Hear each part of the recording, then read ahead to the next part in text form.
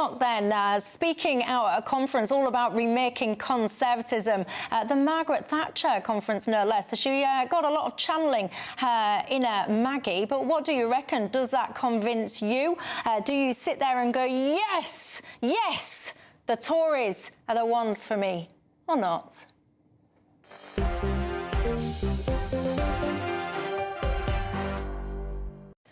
Oh, better calm myself down, ladies and gents. I'm Michelle Dewberry. This is Dewbs and Co. We're with you until 7 o'clock tonight. We can't peak too early, can we? We've got so much that we need to discuss together, ladies and gents. And look who's keeping me company. I've got Tom Pursglove, the former Conservative MP, and he was also the Minister for Legal Migration. And I've got alongside him Matt Larser, the former Labour advisor. Good evening, gents, to both of you. You're very welcome tonight, as are each and every single one of you. And you know the drill, don't you? You can join the conversation all the usual ways. You can email me, gbviews@gbnews.com.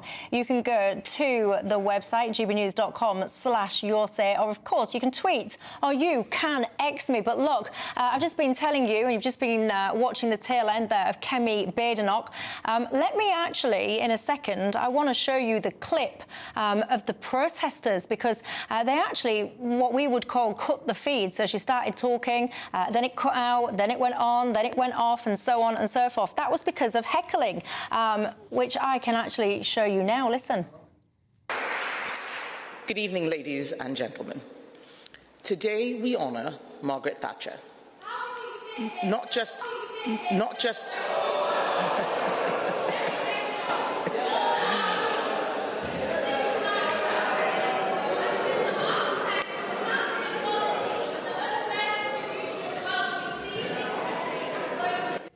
What a racket. They don't even actually understand what they were talking about. It's a good job I'm not in those kind of conferences. I'd literally just yank them out of there. If you don't like the Tories, that's absolutely not a problem. We live in a democracy, don't we? But why do you need to go in and be disrupting? Why do you think that your voice as the protester should be the dominant voice in somebody else's protests? Go and get a life. That's what I say. What do you lot all say to it? But anyway, look, some of the key points. It was as expected, really, Tom. She was talking about, you know, you don't develop and grow a country by making the state bigger. You do it by making the people stronger. It should be the people that decide where to put their money and what to spend it on, not necessarily the state. She was pointing out the obvious things like immigration is too high and so on and so forth. And, of course, as I've just pointed out, a lot of love for Margaret Thatcher, as would be obvious given the title of the conference. Where are you on all of this? Did she win you over? So we were routed in July. There's no other way of describing what happened. And so I think Kemi's right to deconstruct what has gone before, fully understanding of the context and the mistakes that we made and where we need to do things differently in future, but also wanting to really develop a credible policy offering to take us forward. And so, actually, I really welcome the sort of restatement of our values as Conservatives around enterprise, around freedom, around a smaller state, etc. All those things that I think those of us on the right of politics should be arguing the case for. She believes very passionately in those, and then wants to have a policy agenda that's politics based. That's politics 101, though. That's what the Tories are supposed to be: small government and all the rest of it. How could you even ever forget that in the first place? But I think you have to have a policy offering that keeps up with the times, and people were very tired of us by the end. It was the nature of being in government for 14 years. There were things we got right, there were things we got wrong. I think it's important to acknowledge that. I think we sometimes spend a little bit too much talking about all the things that we got wrong rather than some of the successes, and there were both. There were mistakes made, there were successes, as there would be with any government, regardless of... What was your key success, before I bring Matt in, when you sit there and you reflect and you think, you know what, yes, that was good? Well, I think, you know, I look at, for example, the improvements that were made around standards in schools, a lot of success that we had around, for example, seeing more and more children in this country able to properly read and write. I look at the economic stability that we had for a very large part of the time that we were in government. There were things that went awry towards the end. I was pleased, for example, that we were able to keep our promises around getting the economy back on track, and that actually it's the Labour government now that's frittered away much of the benefit of Rishi's hard work, particularly in those last 18 months. So there were things that we got right, things we got wrong. And it is important and I felt this actually towards the end of our time in office, and I made this point quite regularly, that we've been very complacent as Conservatives about fighting the battle of ideas. Mrs Thatcher fought the battle of ideas in that period, in the run-up to the 1979 general election, where she was successful. And obviously throughout her premiership, she was on the front foot, really being clear about what we believed in and relating that to people's lives based on their views, their worries, their anxieties, their concerns. And that's precisely what we need to do again as a Conservative Party. But that's not easy and it will take time. So my question to you all at home then, when you see Kemi Badenoch on the stage trying to essentially remake conservatism, do you think that you might agree with the principles and all the rest of it, but my question is, do you think that Kemi Badenoch then is the woman to do it? Certainly Margaret Thatcher, very successful, you might dislike her, but obviously very successful in many people's eyes. And do you think Kemi has got that kind of, I don't know, that essence, if you like, within her to have the same success? That heckling, in case you missed it, because I know it makes a lot of you actually smile, so here you go, you can have one on me.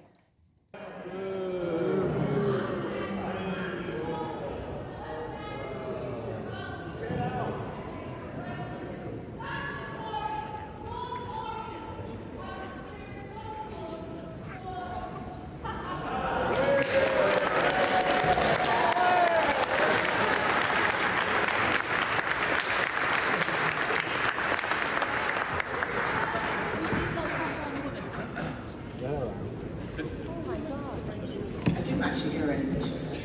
What about the future of conservatism? There will be no future if you allow billionaires and fossil fuel companies to keep driving climate breakdown and genocide from Gaza to Congo. Shame on all of you!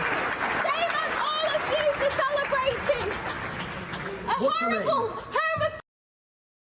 I shouldn't laugh, but that's how you do it, isn't it? Just no messing around, just get her off, get her out. I mean, I don't have a teenage daughter or a young, early 20s daughter like that. And if I did, I just wonder what I would think to them behaving in that way. And to be fair to them, I think that young girl, there's a lot of people in that generation absolutely terrified by the state of the nation. So I'll explore that perhaps in a bit. But for now, Kemi Badenoch, did you like what you heard? Are you terrified by it? Does she feel like a strong political opposition? Well, I think what Tom said was really interesting about the battle of ideas. And, OK, it was a conference organised in the memory of Margaret Thatcher. But frankly, I don't know why the Tories Tory organisations keep organising conferences to talk about Margaret Thatcher, because Margaret Thatcher is now firmly a figure of the past. You have to be basically over 50 to have much knowledge about her.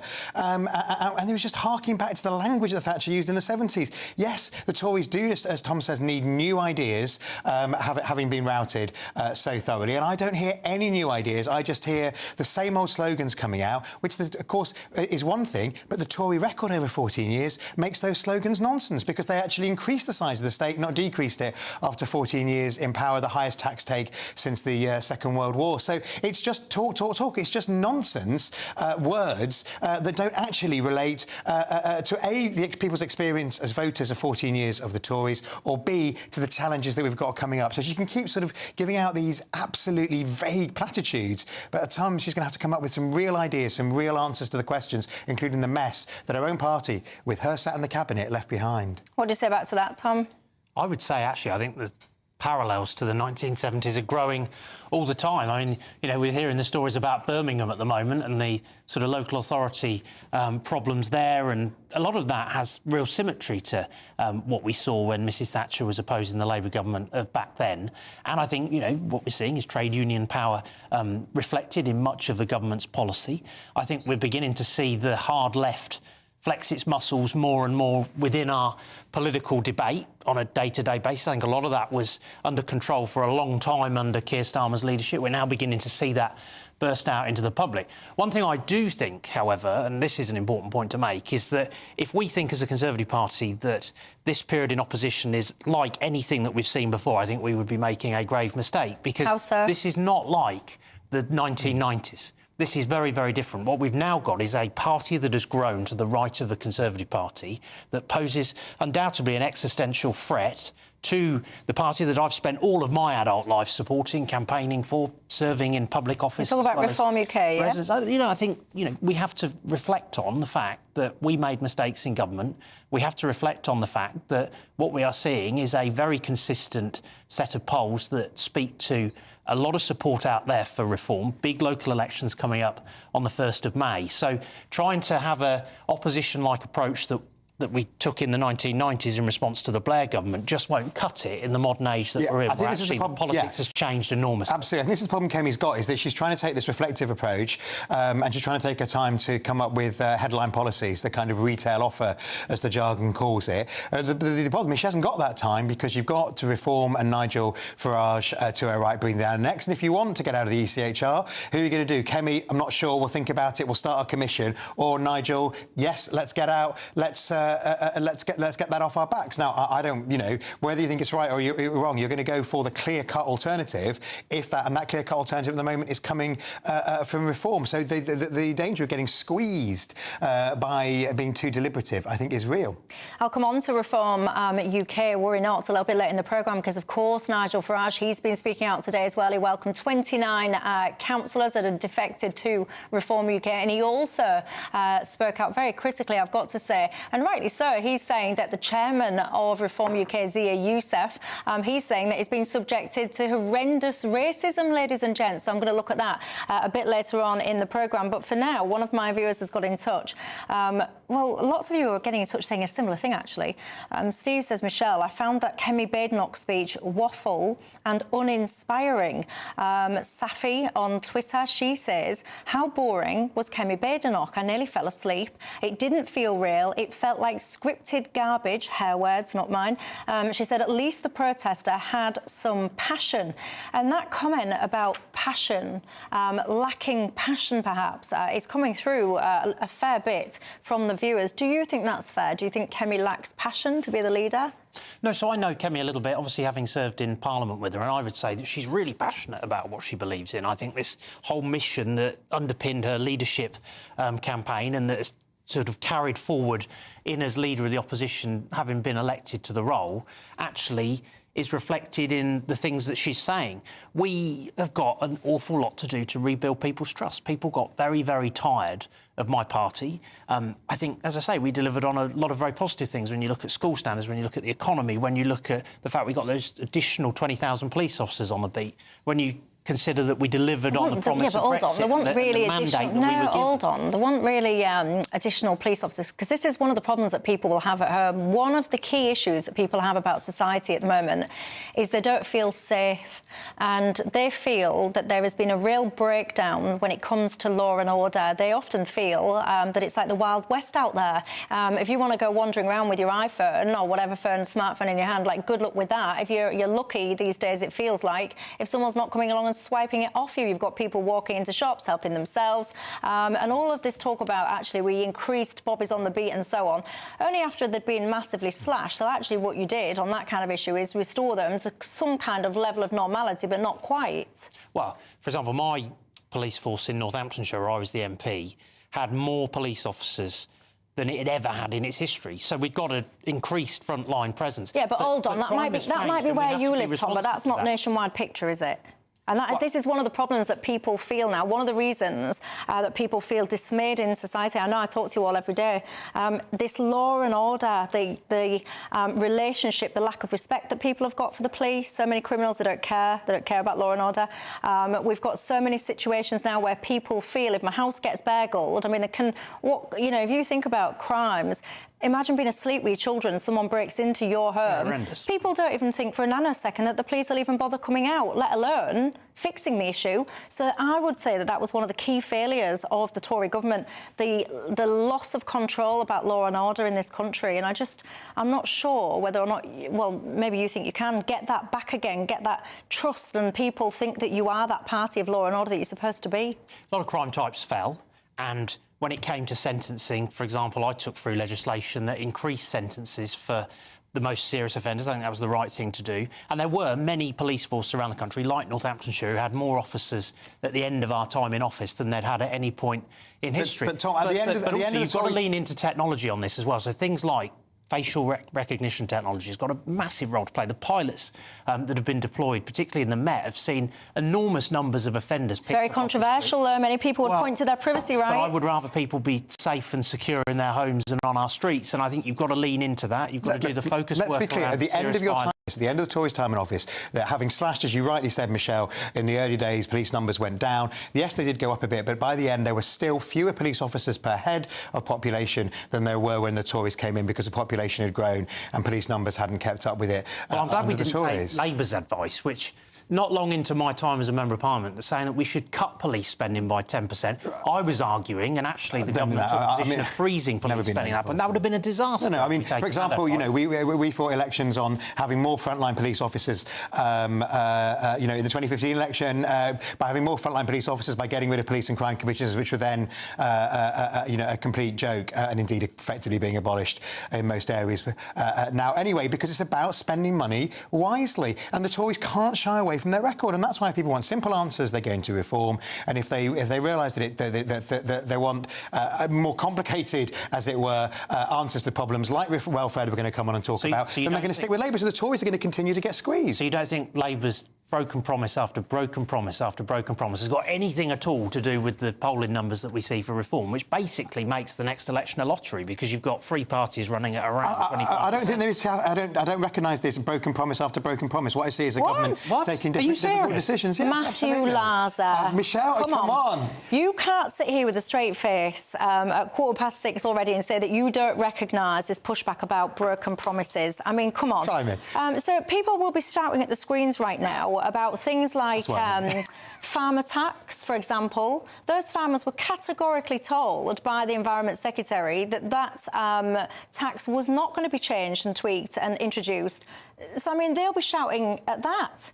WASPy women, they will feel that there was no promise to the WASPy women in the manifesto. Oh, no, yeah, but hold on, that's a technicality. There might not have been in your most recent manifesto, but you know, as well as the viewers do, that there are multiple examples of very senior Labour officials going out and talking to WASPy women and promising these ladies, actually, that you will get your compensation under a Labour government. You know that. Well, look, I mean, what happened is that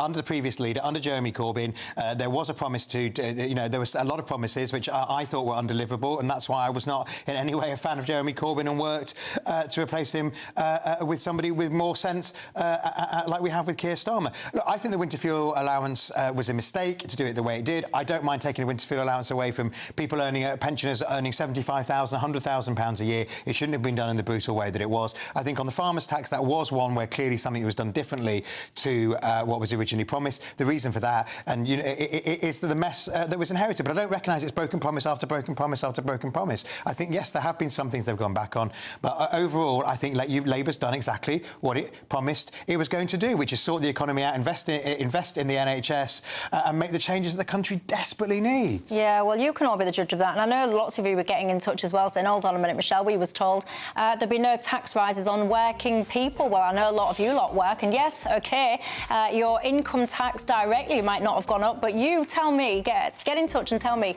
do you actually feel that you have been taxed under this new Labour government more than you once were, whether it's indirectly, I don't know, private school fees or whatever it is, whether you're an employer and you've had to have your NI hike and you've had to pass that down onto prices and so forth. You can be the judge of whether or not you feel that there's been broken promises on the left, and you can also be the judge of whether you think there's anything on the right that takes your fancy. After the break, we'll talk about Nigel Farage.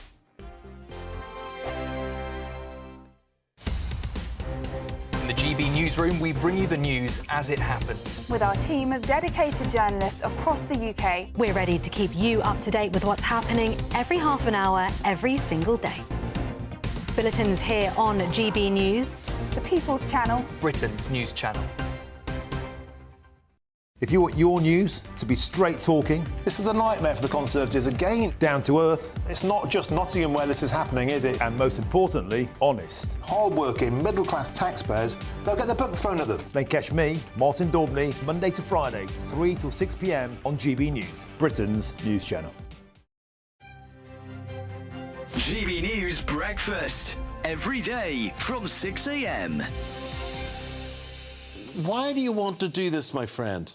I want to raise awareness about what disabled people can do and try and change some perceptions on what is possible. So, Craig, what happened to you when you were 18 years old? Because your life changed forever, didn't it, in Afghanistan? It did, yeah. I was on routine foot patrol, and several feet in front of me was a commando IED. They triggered it, and, yeah, triple amputee.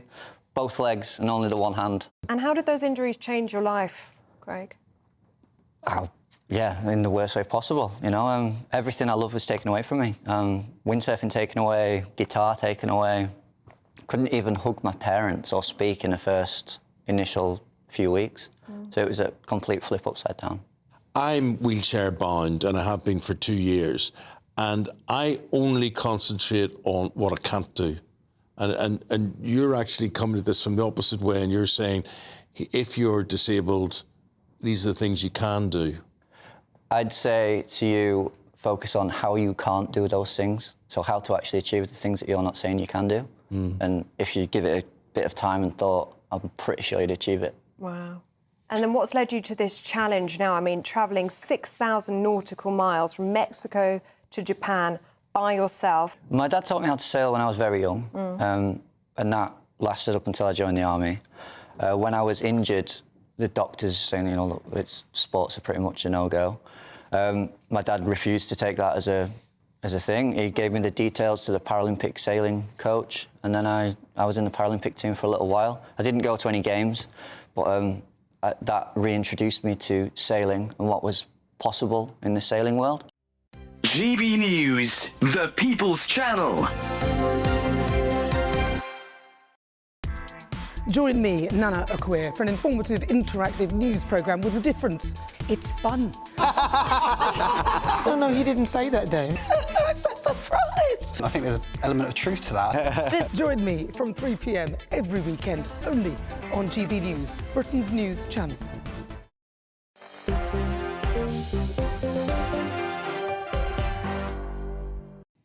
Hi there, Michelle Dewberry with you on Dewbs and Kerr. Tom Persglove and Matthew Larser remain alongside me. Neil, you're a sensible man. You've just got in touch. You've just listened to that opening debate there, talking about broken promises and so on. You make a really good point. You say, we always talk about working people, and there apparently was going to be no tax raises on them. He says, you all seem to forget that employers are indeed working people. You're absolutely right, Neil. A huge amount of SMEs in this country. Of course, many of them headed up by very dedicated and sacrificing entrepreneurs themselves. So I hear you. Anyway, look, let's listen to Nigel Farage. He's been speaking out today as well. We are growing, we are building, we are deepening, we are broadening, we are strengthening, we are getting ready for the 1st of May. This party is very, very much on the up. There you go. And behind him, in case you're watching on the radio, you had a whole plethora of people, 29 councillors, basically, that have defected to Reform UK. Are you worried by them, Tom? It was actually really hard to watch that today because some of the people on that stage are people that I've worked with in Northamptonshire, and I hate seeing the Conservative family fracturing, and that is a source of real regret for me. I can understand why people are frustrated with the Tory party, bearing in mind what we've been through in terms of the election. Are you tempted to join your friends on that stage? No, and, you know, I'm a Conservative. I've been a member my whole adult life. I've spent a lot of time out there on streets trying to get Conservatives elected, knocking on doors, delivering the leaflets, working hard for my constituents during my time in office, and proud to do that as a Conservative. But we've got to do things differently going forward. And, you know, the frustration that I have is what we mustn't have come the next election is Labour in perpetuity. That would be the worst outcome of all. So I do hope that actually as time passes, there's still a long way to go. These are very early days in this Parliament and early days in Reform's journey post the general election, early days for Kemi as well. But I do hope that we can find a way forward that means that we don't see the splintering of the vote like we saw at the general election. Matt? So, look, I mean, I think one of the interesting things that is who wasn't there today. I was actually reading over the weekend a profile of Nigel when he went to your part of the world, when he went to Hull to launch his mayoral campaign. He was introduced by a woman called Maria Botel, who was a councillor in Bridlington. She was a Reform councillor then. That's just a couple of weeks ago. She's not today because she's resigned from Reform with stinging words for Nigel and the party, saying that their party's a mess, that it basically hasn't got its mayoral candidates in places other than Hull together, that it isn't supporting people on the ground. So it just shows you that for all the bravado that Nigel was putting on there, Reform has actually got real problems on the ground. And this isn't just a personality split about Rupert and Nigel. This is about actually, is it coming together as a party? So it's a nice try today. Quite a lot of those people had already defected. It was they weren't all new defections. I think some of them were. Yeah, but it was the public unveiling of them essentially, wasn't it? And that lady that you mentioned, I've never met her. I know of her, and of course, like many other people as well, I watched that presentation introducing Luke. I had a very keen eye, ladies and gents, on what goes on in my neck of the woods, and I thought that was a very disappointing statement to put out. And I wasn't quite sure the purpose of all of these public resignations. So I get that if you've got an issue with your party leadership or direction of travel or whatever, I get that, and I would imagine that most political parties, you know, you have your embryonic stages, you have your teething problems, you have personality clashes and fallouts and so on and so forth. I get all of that. I just don't really get because she also then goes on to say in that statement, as I'm sure you will have read, that she is going to carry on essentially voting for reform and in many ways still supporting reform. So when I see those kind of statements, I think, well, what are you trying to gain then with your public resignation? If you still want to support the party, you still want the party to succeed, I would put back to that person and anyone else that's doing these public statements, you're probably not helping the situation, you're probably hindering the situation if what you want is that party's growth. Yeah, I know what you mean, and that's one of the issues. Because it's not an established party, it doesn't have that discipline to have those arguments and discussions which all parties have in private. Instead, it's doing them in public. The problem is, if you're asking people to vote in 6 weeks' time for council, she says there isn't even yet an association of reform councillors. She was asked to draft it at the last minute. If it's a mess, if you haven't laid the foundations, you can't then build a sustainable property. Otherwise, the house is going to fall down. And I think that's what we saw under UKIP. That they won a few councils, or they got large groups on councils, and within weeks they all started fighting like rabbits in a sack. And it looks to me that Reform hasn't, despite what the promises of Yousaf and Nigel say, that this still hasn't got those foundations laid. So people need to be wary if they're thinking about voting Reform when it comes to the local elections coming up. Yeah, but then also what I'd count as that as well is start-up life is not for everybody, whether that's a start-up enterprise, a business start-up, whether it's a start-up political party, I would imagine. Yeah. It's not for everybody, because a lot of people, they do need everything to be laid out and nice and neatly organised and it all kind of together, and that's just not the nature of start-up life, whatever that start-up is. So I don't know, some people's expectations perhaps are not quite in the same alignment when it comes to start-up life. I don't know, what do you think? One of the things that I did see was Nigel Farage. He was raising concerns about what he calls the overt racism that the chairman, Zia Yousaf, has been facing. I've got to say, I have seen a lot of that myself on social media, and it's not good, it's not nice. In a democracy, we need to be able to disagree with each other. We need to be able to respectfully disagree, and we'll always have people, I don't know, personalities you like and don't like, and decisions you like and don't like, and all the rest of it. But you play the ball, not the man. And if you are someone that thinks it's OK to send people like Zia Yousaf or whoever it is racist abuse, then honestly, I think you really do need to take a look at yourself and have a word, I would suggest, because it's not acceptable. Anyway, look, I'll tell you other things that are not acceptable in the eyes of many, and that is cuts to welfare, in particular PIP. That has come under the spotlight, hasn't it? After the break, I'll talk to a Labour MP about that. Ready to soak up that holiday sunshine? Won't we need some cover? No worries. All sorted. All Clear Travel Insurance sponsors GB News Travel Destinations Forecast. Hello, here's your latest winter sun forecast brought to you by the Met Office. There'll be some unsettled weather across Iberia over the next few days. Elsewhere, some sunshine and a few showers too.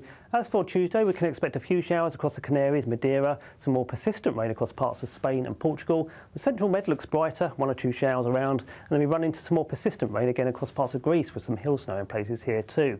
As for the rest of the week, well, there'll be some warm sunshine to contend with, 1 or 2 showers too, and some more persistent rain out across western spots.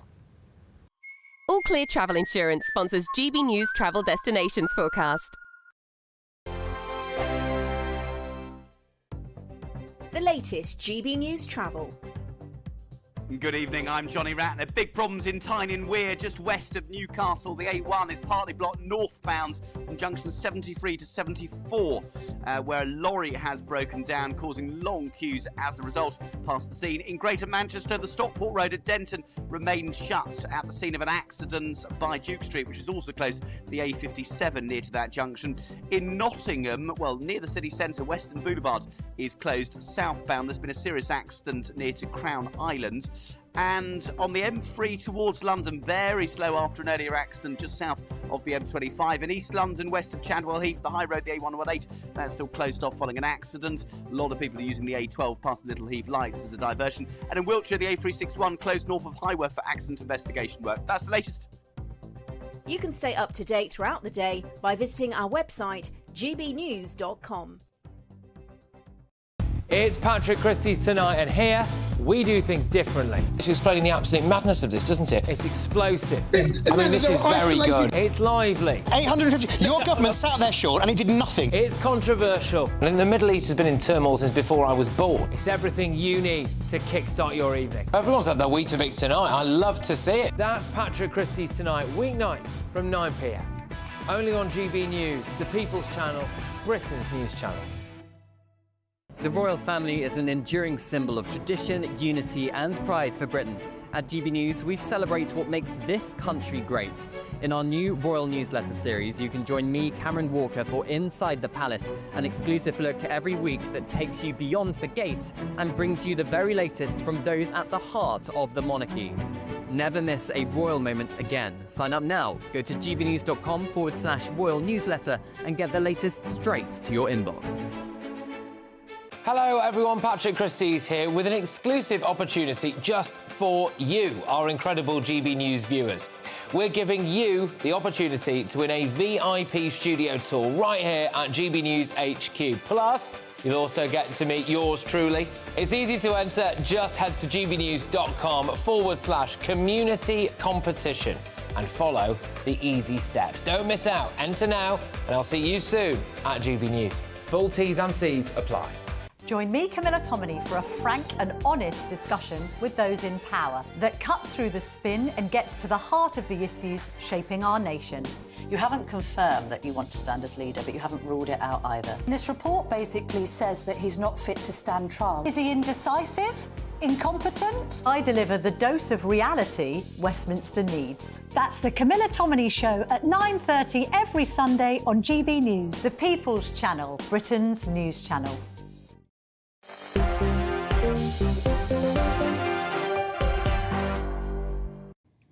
Hello there, I'm Michelle Dewberry. This is Dewbs & Co. We're with you till 7. Tom Perskell of the former Tory MP is alongside me, as is Matthew Laza, the former Labour advisor. Parker Jarvis, is that your real name? I don't know, but I like it. You say, I've lost trust in the mainstream parties to listen to the British people, all of them. You know, I think that's a real shame because one of the things that we do need to do in this country is actually try and turn out to vote. It's one of the things that I've struggled with. I've told you this massively in my adult life. I haven't actually been motivated enough and connected enough to politicians and political parties to actually turn out. What could change your mind if you're in that camp? Get in touch and let me know. Now, we've all been following the story, the twists and the turns, haven't we? We all know we've got problems when it comes to the finances in this country. But what is the solution to it then? Of course, many people having many different opinions. Joining me now, I've got the Labour MP for the Rother Valley, Jake Richards. Good evening to you. Now, there's lots of rumours about welfare and what we will actually be doing when it comes to tinkering welfare spend. We all know that the welfare spending is getting out of control in this country. And Jake, you're a signature to an open letter. You've created a Get Britain Working Group. You think we should have a system which measures its compassion by the opportunity it provides and not the lowness of its expectation. When it comes to things like PIP and the freezing of the thresholds, do you support that? No, let's see what the government announced tomorrow. There are three main principles that are really important when we talk about welfare reform. Because there is a problem, Michelle, and you've just identified it. We have 1 in 8 young people now not in work or in full-time employment. We have 3 million people not working because they are unwell. We haven't recovered since the pandemic, unlike other countries. So there's a massive need for reform. I think everyone agrees that something needs to be done. And there are 3 principles that I think the government need to adhere to. One, that work is good. It's good in its own right, and if people can work, they should work, and we need to support people back to work because it's good for the economy and it's good for them.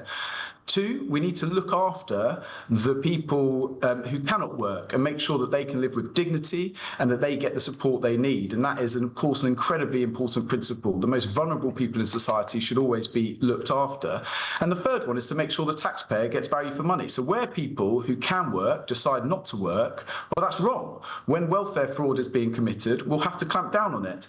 So those are the 3 principles that I take. Those are the 3 principles set out in that letter that you've spoken about. And when the government announce their plans tomorrow, I'll be judging those plans by those 3 very important principles. Yeah, and I agree. They're really important principles. I don't doubt that. That wasn't my question, though. I asked you whether or not you agree with the principle that's been floated around, which is the PIP, the threshold for that money would be frozen. Would you personally, as an MP, support that? Well, I think we have to look at the whole package because the benefit system is very complex. People are on one benefit, maybe on another. We need to look at what the whole package is and how that is taken forward, because it's not just about levels of benefit payment. It's about the support people get to get back into work. It's about universal credit. It's about the whole system as a whole. I think just focusing on one particular part of the benefit system is a bit of a red herring. We need to look at the whole piece. And that's what I'll be looking at tomorrow and seeing what the government puts forward. And then I'll be deciding how I vote after that. You see, I wouldn't say it's a red herring, and many of my viewers wouldn't think it's a red herring. Many of my viewers would see it as a critical point. So for a very long time, many people would regard, they would call the Tories the nasty party. They would look to the Labour Party to support them if they were down on their luck and all the rest of it. And this, when it comes to PIP in particular, and this is why I'm honing in on this, because it's not like all the other stuff like universal credit and all the rest of it. This is very specific. This will often be the most in some cases, disabled people, their ability to get out and about. So for me and for many of my viewers, Jake, this is a principle matter. If you support the freezing of this, it'll say to many people, it'll give an indication about one's principles. So hence, I'll ask you for a 3rd time, would you support the freezing of the PIP threshold? I've been very clear, and the government have been very clear, that any changes to welfare, the whole package of welfare, has to protect the most vulnerable, including I know you've said that to me 3 times, Jake. So why can't you answer about that principal point when it comes to PIP? Because, Michelle, it's really important that this is part of a wider discussion. No, I know that. So as part of the wider package, would you support a freezing of the threshold? So just this morning, I met a constituent of mine who is on PIP. She's also on universal credit and other benefits as well. She was offered part-time work, which she wanted to take on, but she was advised by someone at the job centre not to do it because she would lose more benefits. The system was incentivising her not to work. Now, we need to deal with that. But as I've said, and I'll repeat it again, if this package tomorrow announced by the Secretary of State does not protect the most vulnerable people in society, then I won't support it. But we need to wait and see what the whole package is. Yeah, I do think it's odd that you won't answer a principal question, but that's up to you. When it comes to the things that we focus on these days, ADHD, for example, that has rocketed in terms of claims. Do you think that ADHD, the way that it's being claimed for right now, do you think we're going in the right direction of travel with this particular ailment? Well, I think, again, we need to be careful about talking one specific diagnosis. The Health Secretary, I think yesterday, was in the media talking about the overdiagnosis of some mental health issues. Now, I think it's good that as a country we're talking about mental health more, that we are more aware of it, and we are trying to invest in mental health services across the country. But we also do need to be careful that we don't over-medicalise issues, which can cause a strain both on the benefit system and actually not be good for the individual as well. Now, that's a balance that has to be struck. That needs to be undertaken really really carefully, speaking to experts in the field, and the government need to do that work in a really sensitive way, because mental health is undoubtedly an important issue, and one that in my constituency I'm working really hard in terms of male suicides, which is well above the national average in my constituency. I'm about to start a campaign to try and raise public awareness about mental health support, but at the same time we don't want to over-medicalise issues and cause further problems for individuals, but also for public services and the taxpayer too. Yeah, I completely share your concern when it comes to male suicide. That really is important as well to many of my viewers. This mental health situation, particularly with the young, I think it was something like a quarter of young people or something are saying that they perhaps want to leave the workplace because of their mental health challenges. Many people would say that the challenges that they have are just normal, natural emotions and the ups and downs of life. So then what we need, if that is indeed the case, is a whole mindset change, isn't it? How do we achieve that? You've identified a really important issue, and it's not easy. And actually, we need to be very honest about it. It's not going to take a single action of government or one piece of legislation to try and deal with this growing phenomenon. It's about widespread cultural, social and political change that will take a number of years, because this problem has been growing. It's very deep-rooted. It's very complicated. I'm really worried about children's mental health. Waiting lists for services are way too long. But there is also, as we've identified, I think, Michelle, and maybe agree, there is a danger that sometimes we overdiagnose this, when actually there would be better routes rather than medical avenues for young people. Now, again, this is part of a big discussion. We can talk about smartphones, social media. We can talk about the effects of the pandemic and what happened then and what's happened since. So look, this is really complex stuff, and not one bill, not one announcement is going to solve it. But I think it's right that the government, and yesterday the Health Secretary, is sort of setting out, beginning to have that conversation. And then hopefully over a period of time, governments of different colours perhaps will be able to turn this problem around.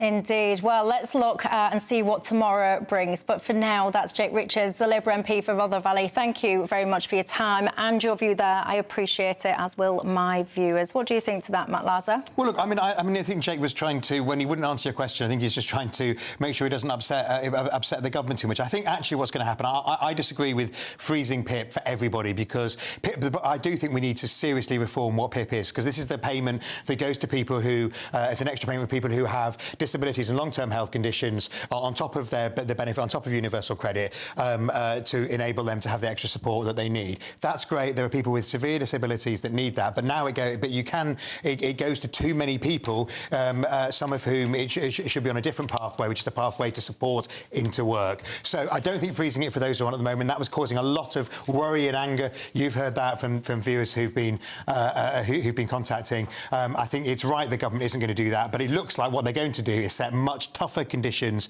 for people going forward with mental health conditions who are on it, because at the moment we've seen like 1 million extra young people suddenly appear with mental health conditions since the pandemic. I have no doubt that they're facing challenges, but we can't write them off from work for the rest of their lives, because that's terrible for them.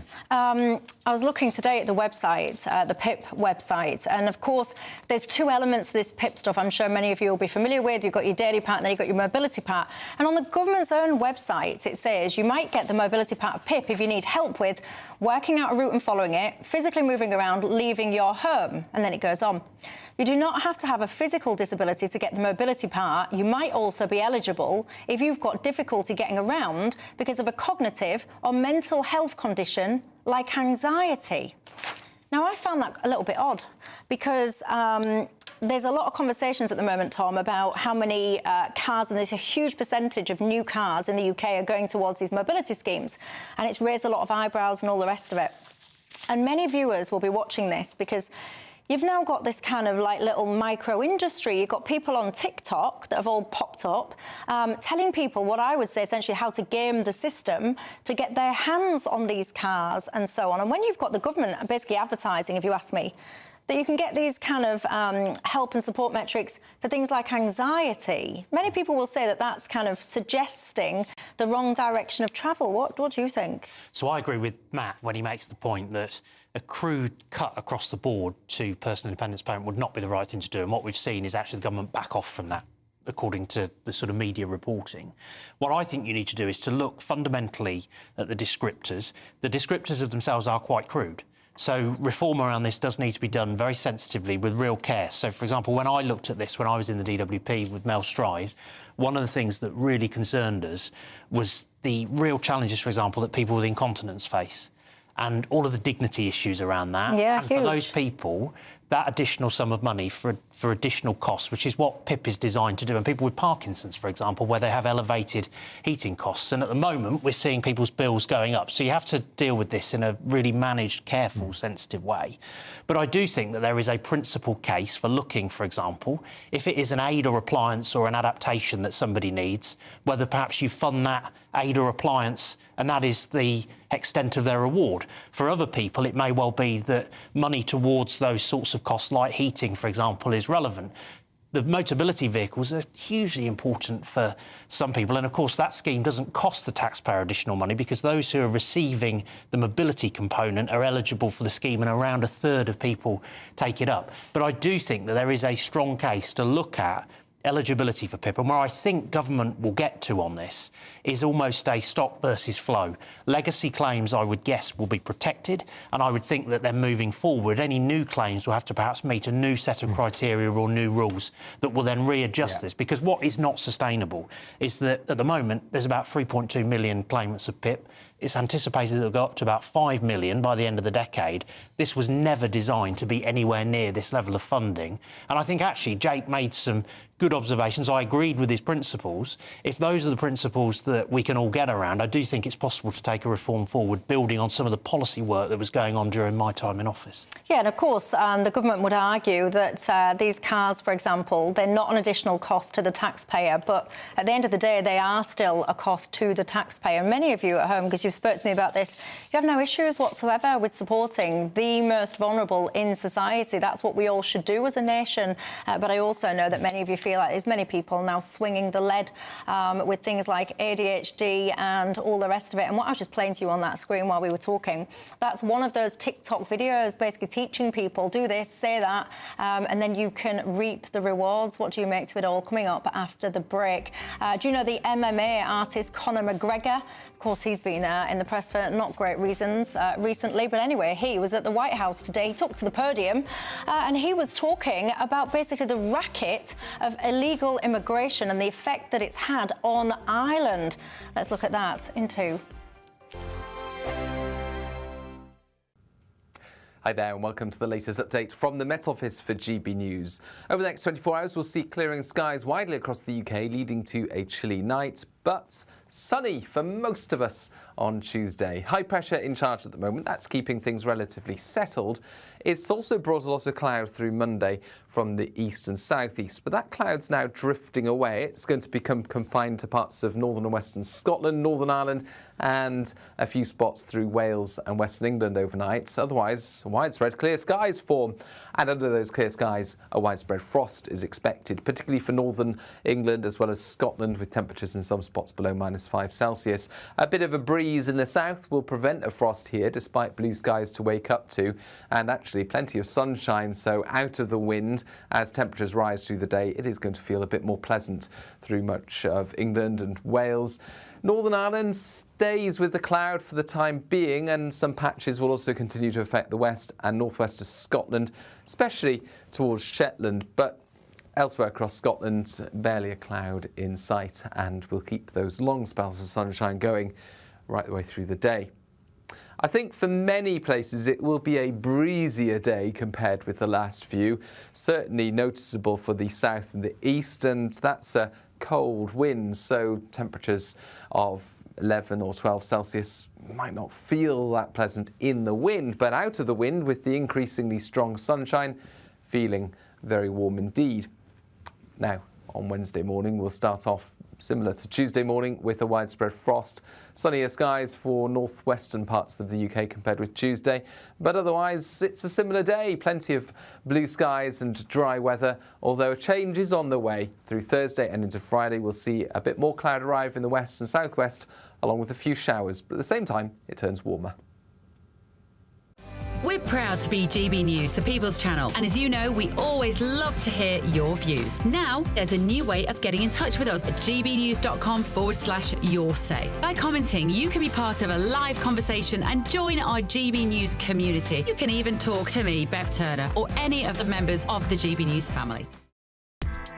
Join me, Nana Akweer, for an informative, interactive news programme with a difference. It's fun. No, he didn't say that, Dave. I'm so surprised. I think there's an element of truth to that. Join me from 3 p.m. every weekend, only on GB News, Britain's news channel.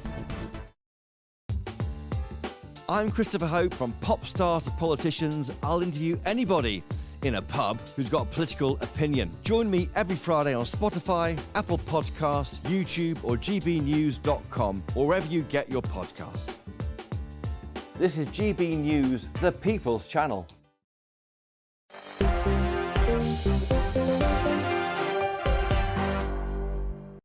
Hi there, I'm Michelle Dewberry. This is Dewbs & Co with you till 7. Tom Persglove and Matt Larser alongside me. Now, look, Conor McGregor, let's face it, he's been in the headlines recently for not great reasons. Well, anyway, he has crossed the pond and he finds himself meeting Donald Trump probably roundabout now. He was in the White House, took to the podium. Let's listen.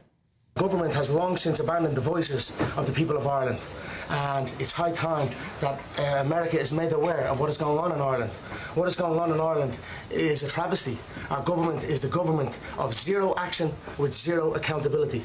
You know, our money is being spent on overseas issues that has nothing to do with the Irish people.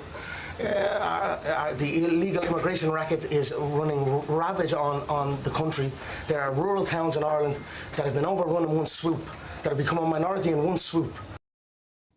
I can tell you now, the situation when it comes to migration, asylum seekers, etc. in Ireland is really getting out of control, and there's some hugely strong feelings about it. You, Tom, a former migration minister, what do you think to it? Well, I think it was during part of my time in office that some of the policy changes that we were taking forward, the Irish were arguing that it was having a really detrimental impact in terms of their ability to be able to cope with some of those illegal migration challenges. But look, I don't necessarily agree with the messenger there, but I do absolutely recognise the enormous concern that people have, both in the United Kingdom but also in Ireland, about illegal migration, the inherent unfairness, the enormous pressure on public services, the huge cost to the taxpayer when you look at all of the accommodation issues, and that's been a particular challenge in the Irish context. And so this is being given voice to, and I can understand why that is, because it isn't sustainable. And that's why it's been so frustrating to see this government here in the UK winding back the work that we did. We've seen arrivals up by 28% compared to our time in office in that sort of final period, and also having to reopen hotels to accommodate migrants. That's not the direction of travel that we need to be going in. And if that continues to be the case, the public is only going to get more and more fed up and more angry. Matt Larser? Well, look, I mean, I think he's as his recent travails in the court have shown, not the most pleasant of chaps, if I put it mildly, like that. So I think it's not a very considered view. Yeah, look, I mean, there's been a big migration shock in Ireland, a country that, you know, for several centuries was... It's not a considered view. You might not like the person that's saying it. It doesn't mean that it's not considered his view. Well, because we just had an election in Ireland in which there were parties that represented that view, and they basically got hammered. The government got re-elected. So, I mean, it isn't like everybody in Ireland shares that view, but it has been a big shock in Ireland. No one said everyone in Ireland. In fact, the Taoiseach actually came out and said that these views are not the views of the Irish Absolutely. people. So I'm trying to. You're trying to role play the Taoiseach. Absolutely. It's about as close as I'll get to power in Ireland. So look, I mean, but I think, you know, politicians in Ireland, as politicians here, including in my own party, need to be sensitive to the impact that the migration has on communities, and to the impact that being seen to not have control of borders has on public trust in politics. I mean, I think, you know, the Tories, I mean, I think, as you would admit, Tom, it was a struggle. Some people were, the public was concerned that the control had been lost. I know you would argue that you tried to get back control, but maybe it was too late. And my own party needs to make clear, and needs to say to those kind of on the Liberal left who say that immigration doesn't matter, everybody is welcome here. We must continue to welcome those most in need, but we've got to be seen seen to be in control of our borders. Well, there you go. You can have the final say on what you think to that situation. So many of you got in touch about this welfare situation. One of my viewers says, Michelle, if you read this out, please don't use my name. Roger that. You're saying you've got 5 family members on PIP. You reckon this is basically now becoming a racket. There's so many people that are coaching others on how to milk the system. You say, and these are your words, not mine, PIP has ruined my family. They have become state-dependent dossers. The sooner the government steps in to abolish this nonsense, the better. And I can tell you now, I've had a lot of people that have got in touch saying that their other family members are on PIP and that you feel they don't need to be, sir. Also, I've got the other views represented, which is please don't cut the support and lifeline that I have. That's from people who genuinely are ill. Stephen says, Michelle, why don't we drug test people on benefits? Cool, blimey, Stephen. He says, if you use things like cannabis, you shouldn't be allowed any money whatsoever. That's a debate for another day. That's all I've got time for. Thanks, gents. Thanks to you at home. Have a good night. I'll see you tomorrow night. We'll see a cold snap, which will quickly develop into a warm front. Boxed Boiler Repairs, sponsors of weather on GB News. Hi there and welcome to the latest update from the Met Office for GB News. Over the next 24 hours, we'll see clearing skies widely across the UK, leading to a chilly night, but sunny for most of us on Tuesday. High pressure in charge at the moment. That's keeping things relatively settled. It's also brought a lot of cloud through Monday from the east and southeast, but that cloud's now drifting away. It's going to become confined to parts of northern and western Scotland, Northern Ireland, and a few spots through Wales and Western England overnight. Otherwise, widespread clear skies form, and under those clear skies, a widespread frost is expected, particularly for northern England as well as Scotland, with temperatures in some spots below -5 Celsius. A bit of a breeze in the south will prevent a frost here, despite blue skies to wake up to, and actually plenty of sunshine, so out of the wind. As temperatures rise through the day, it is going to feel a bit more pleasant through much of England and Wales. Northern Ireland stays with the cloud for the time being, and some patches will also continue to affect the west and northwest of Scotland, especially towards Shetland, but elsewhere across Scotland, barely a cloud in sight, and we'll keep those long spells of sunshine going right the way through the day. I think for many places it will be a breezier day compared with the last few, certainly noticeable for the south and the east, and that's a cold wind, so temperatures of 11 or 12 Celsius might not feel that pleasant in the wind, but out of the wind with the increasingly strong sunshine, feeling very warm indeed. Now, on Wednesday morning, we'll start off similar to Tuesday morning with a widespread frost. Sunnier skies for northwestern parts of the UK compared with Tuesday, but otherwise it's a similar day. Plenty of blue skies and dry weather, although a change is on the way. Through Thursday and into Friday, we'll see a bit more cloud arrive in the west and southwest, along with a few showers, but at the same time, it turns warmer. A nice bright morning will generate a lovely warm day, right through to the evening. Boxed Solar, sponsors of weather on GB News. The latest GB News travel. And a very good evening. I'm Johnny Ratner. Let's start a couple of miles to the east of Dundee city centre on the A92, the Green Dykes Road. It's been closed northbound off the Scott Fife roundabout, where a bus has broken down. Meanwhile, in Greater Manchester, a couple of problems. First of all, west of Failsworth and Newton Heath, the A62 Oldham Road is shut following an accident. Worth bearing that in mind if you're heading between Manchester and the M60 tonight, perhaps. And at Denton, the Stockport Road further south, that's closed following an accident, as is the A57 approaching the junction.